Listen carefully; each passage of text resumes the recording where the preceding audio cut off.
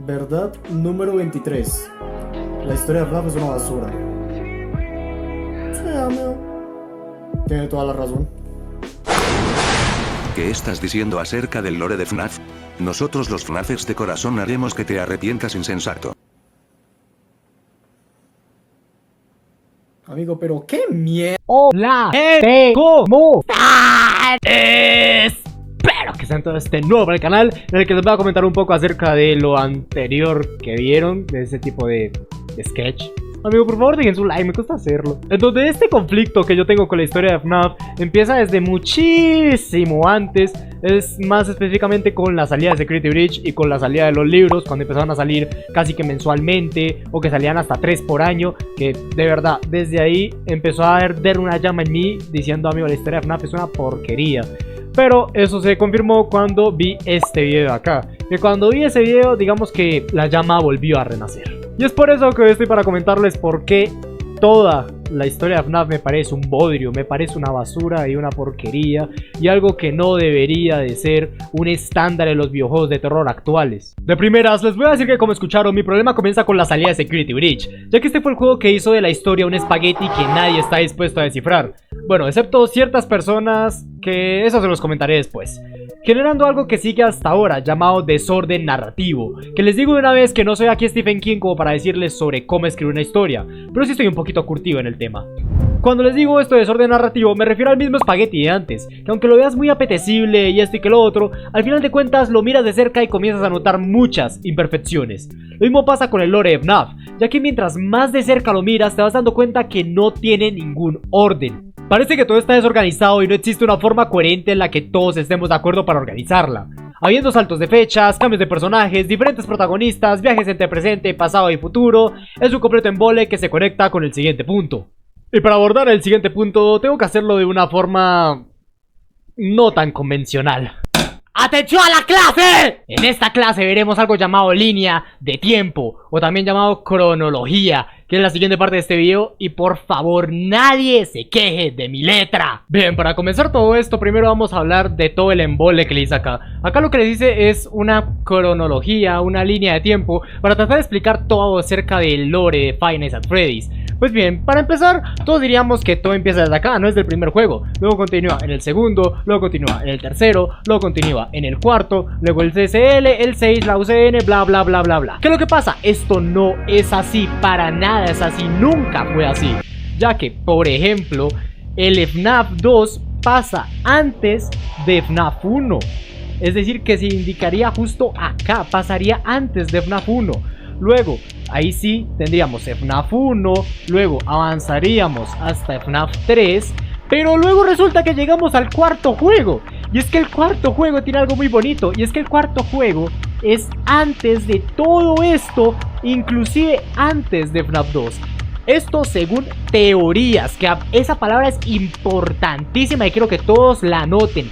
Teoría. Esto es así, esto se ha mantenido así durante muchísimo tiempo. Luego siguió SL, que al final resultó que pasa al mismo tiempo que el 4, cosa que, bueno, al fandom pues le tardó un poquito de descubrir. Luego sigue el 6, que va después del 3. Luego del 6 va la UCN. Luego la UCN y FNAF AR, que es el de teléfono, que ya no existe. Luego va Help Wanted. Luego va Security Breach. Y de ahí va Help Wanted 2 y Ruin. Y luego ya tenemos todos los libros, todo el enjambre de los libros, que eso sí quiero que lo explique de una mejor manera mi yo del futuro. Que ustedes que miran, yo no me estoy editando este video, déjenme en paz. Bien, ahora pasemos a lo siguiente, los libros y las novelas, que no son lo mismo. Los libros no son lo mismo que las novelas porque cuentan una historia completamente diferente. Las novelas tienen una historia independiente a los libros y al canon del lore de FNAF. Pero hay una cosa, y es que si se fijan, las novelas son canon. Pero en parte, ¿por qué? Porque las novelas traen muchísimos conceptos que la comunidad ha tomado como conceptos canónicos. Como por ejemplo los discos de ilusión, el remanente, que los nombres, que los personajes, que esto, que lo otro. Muchos conceptos de las novelas fueron tomadas como canon. Y los libros, ya dicho por el mismo Scott, son completamente canónicos. Ya sea Into the Pit, ya sea lo de The Mimic, ya sea cualquier otra cosa, eso es canon. Ahora es trabajo de la comunidad ponerse a desarmar todo eso y comenzar a armar pieza por pieza para ver cómo encaja esto en la historia.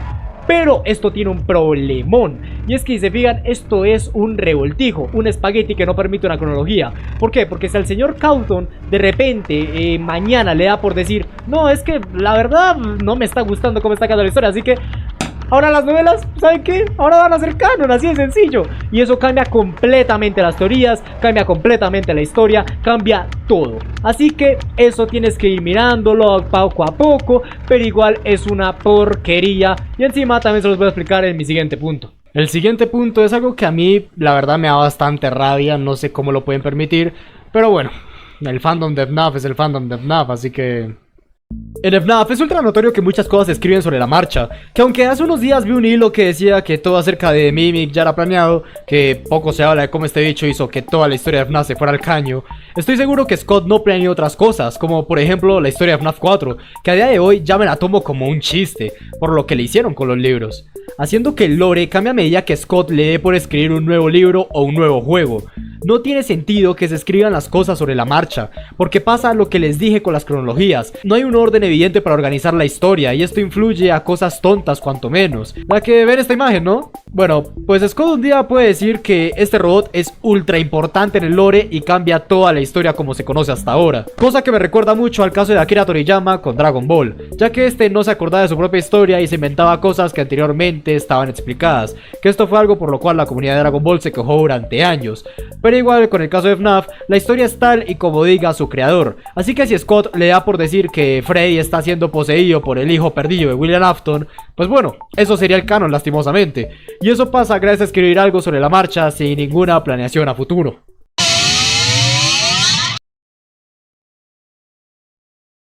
Retcons. Para empezar a hablarles sobre este tema, tengo que explicarles lo que es un retcon. Y es que un retcon es cuando una historia sufre una alteración completa para que se ajuste a lo que quiere el creador actualmente, como le pasó a FNAF 4 con la salida del Tales from the Pizza Place B7-2, ya que este libro hizo de la historia de FNAF 4 todo un revoltijo que se vino resolviendo mediante una cámara de daño psicológico, digámoslo así, en donde habían gases para que el niño viera animatrónicos Nightmare cuando en sí no lo sabían. Y esto pues ya viene a ser un conflicto, porque si lo pensamos bien, un retcon significa que estás gritando a los cuatro vientos que tú no sabes cómo continuar tu historia, no sabes cómo darle sentido a tu historia y necesitas sí o sí volver a reescribirla únicamente para que tenga sentido con tu historia actual. Y creo que no es el primer retcon que hay en FNAF, porque creo que desde antes de FNAF 4, desde antes de la salida de los libros, ya existían retcons, pero demasiado exagerados,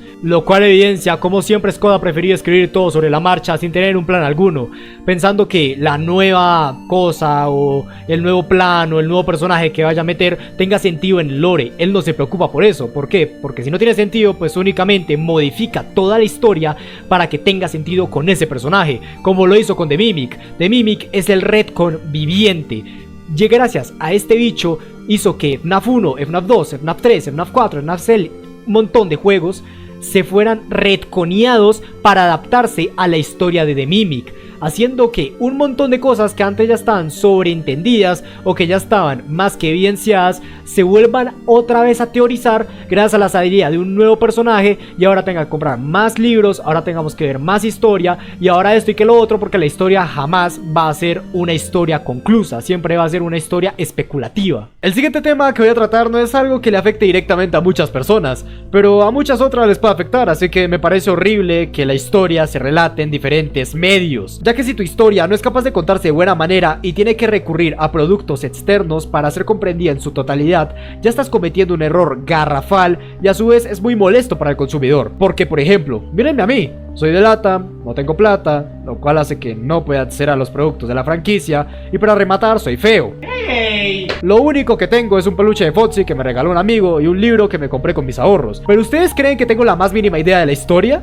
Pues no, Todo lo que me entero de la misma sale de Twitter, y sé perfectamente que no soy el único al que le afecta esto, porque veamos el caso de Security Breach. Digamos que lo compraste a $30 de salida, lo jugaste, te enteraste de muchas cosas, todo bien, pero si tienes la osadía de enterarte al 100% del lore, tendrás que comprar todos los Tales from the Princeplets para entenderla. Y ya si juegas Ruin, tendrás que comprarte el libro de The Mimic para que te enteres quién es, porque alguien que juega esto sin leer los libros, ve esto y no sabe qué está pasando, lo cual en mi visión como consumidor es una tontería. Debieron seguir el camino de las novelas y hacer que los libros fueran algo completamente diferente a los juegos, actuando como universos alternativos y ya está. Lo peor es que la historia de Five Nights at Freddy's se ha propagado como una plaga, haciendo que un montón de videojuegos indies quieran tomar su estructura de historia, lo cual es completamente un error si vieron todo este video, por los problemas que anteriormente les comenté. Y no hay que mirar tan lejos, únicamente miremos el caso de la competencia de FNAF, Hello Neighbor. Este juego tiene una historia completamente enrevesada, con un montón de teorías, un montón de cronologías,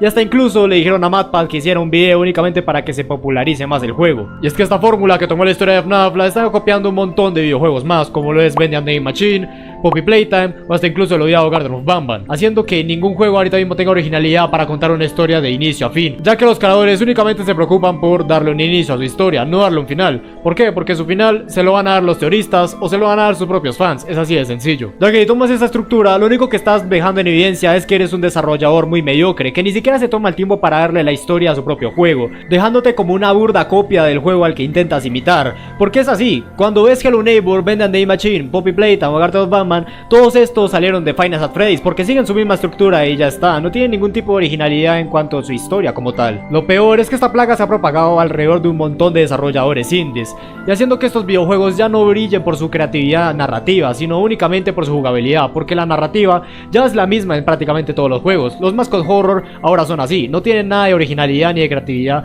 narrativamente, únicamente se centran en tener una jugabilidad atractiva y ya está, lo cual para mí es de lo peor que tiene esta parte de la industria. Pero bueno, así es la historia de Five Nights at Freddy's, supongo. Mira. No, espera que me tengo que correr. A ver qué dice. Somos de la cuenta oficial de Google. Este correo es para informarte que ¿Tu monetización? ¿Qué? ¿Tu monetización ha sido activada, huevón? ¡Huevón!